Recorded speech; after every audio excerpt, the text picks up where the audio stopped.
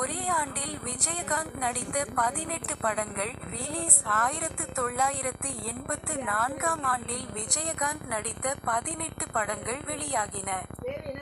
மதுரை வீரன், மெட்ராஸ் வாத்தியார், வீட்டுக்கு ஒரு கண்ணகி, வெள்ளைப்புறா ஒன்று, வெற்றி, வேங்கையின் மைந்தன் உள்ளிட்ட படங்கள் முதலுக்கு மோசம் இல்லாத வசூலை கொடுத்தன.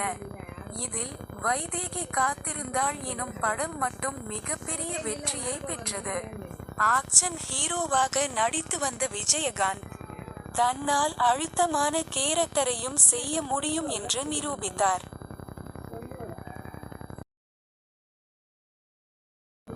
பாமகவுக்கு பதிலடி கொடுத்த விஜயகாந்த் கள்ளக்குறிச்சியில் ரசிகரின் திருமண விழாவில் ராமதாஸ், அன்புமணி குறித்து விஜயகாந்த் கடுமையாக விமர்சித்தார்.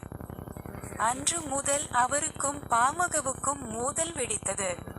அவரது ரசிகர்கள் பாமகவினரால் தாக்கப்பட்டனர்.